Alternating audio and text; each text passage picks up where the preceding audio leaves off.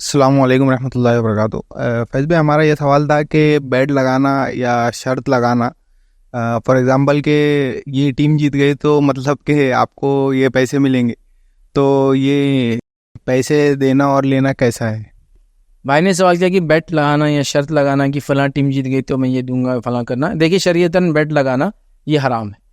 کسی چیز پر انعام رکھنا وہ حلال ہے۔ انعام مطلب یہ کہ دو لوگ کھیلیں گے، جو جیتیں گا اس کو میں 100 روپے انعام دوں گا، تو یہ انعام ہوا، ٹھیک ہے، تو یہ تو ایک الگ بات ہے۔ لیکن بیٹ لگانا، شرط لگانا یہ شریعتاً جائز نہیں ہے۔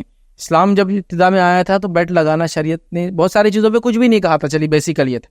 تو ہوا یہ تھا کہ ایک بار جب فارس جیت گیا اور روم ہار گیا، جو جس کو کہیں گے شام کا جو علاقہ تھا، سیریا، جارڈن وغیرہ، تو وہاں کیا ہو گیا، رومن امپائر تھا وہ، پرشین امپائر نے کیا کیا، رومنس کو ہرا دیا۔ یہ نبی اکرم صلی اللہ علیہ وسلم کی نبوت کے ابتدائی دور میں ہوا۔ جب یہ ہوا تو مشرکین کو بڑی خوشی ہوئی، چونکہ مشرکین الائنس تھا یاک پرستوں کے ساتھ، فارسی تھا نا یہ حکومت، تو ان کا پرشینس کے ساتھ جو ہے الائنس تھا۔ ان کو بڑی خوشی ہوئی کہ وہ ہمارے بت پرست لوگ جیت گئے، ٹھیک۔ مسلمانوں کو تھوڑا نروسنس تھا، اس لیے کہ یہ اہل کتاب تھے، رومنس اہل کتاب تھے نا، تو رومن امپائر ہار گیا، اہل کتاب ہار گئے، مسلمان تھوڑے مایوس ہیں۔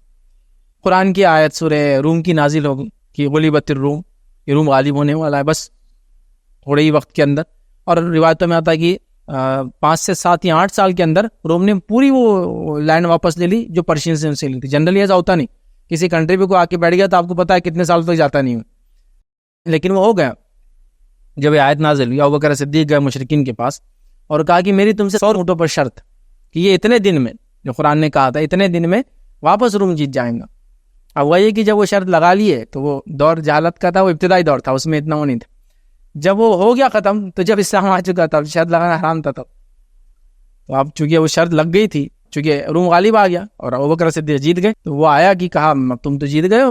تو ابوبکر صدیق نے آپ سے پوچھا کہ میں نے ایسا دور جہالت میں ایک بیٹ کر لی تھی، جسے شرط لگا لی تھی، ابتدائی دور میں جہالت بھی نہیں، اب کیا کروں؟ تو آپ نے اسے منع کیا، وہ چھوڑ دیا، انہوں نے کہا کہ میں نہیں لے سکتا۔ تو اسلام میں بیٹ لگانا، شرط لگانا درست نہیں، چونکہ یہ بھی جوئے کی ایک طرح سے قسم ہوتی ہے، یاد رکھیے، ٹھیک ہے۔ تو لہٰذا شرائط وغیرہ، میچز پر، جانوروں پر لڑنے والے، انسانوں پر لڑنے والے، ہوتا نا دو لڑتے جو لوگ، ان پہ بیٹ لگاتے ہیں، اینیملز کے اوپر بیٹ لگاتے ہیں، اس کے بعد گاڑیوں کی ریسنگ میں لگاتے ہیں، میچز کے گیمز کے کھیلنے پہ لگاتے ہیں، اور ابھی تو کیا کیا لوگ بیٹ نہیں لگا رہے، بس آنے والا مرد رہا تو اتنے روپئے، آنے والی عورتیں دو، بیٹھے بیٹھے رکام میں ہے نا شرطیں لگا رہے، سمجھے نا، مطلب جوئے کی قسم، مطلب وہ آپ راستے سے کوئی آ رہا، چل مرد آیا تو 10 روپئے تیرے، 10 روپئے، چل عورت آگے تو یہ کر رہے ہیں لوگ، بہت وہ ہو چکا تھا جوا وغیرہ کی قسمیں، بیٹنگز شریعتاً یہ درست نہیں ہے، ٹھیک ہے، اسلامکلی، تو لہٰذا بچنے کی کوشش کرنا چاہیے ان تمام چیزوں سے۔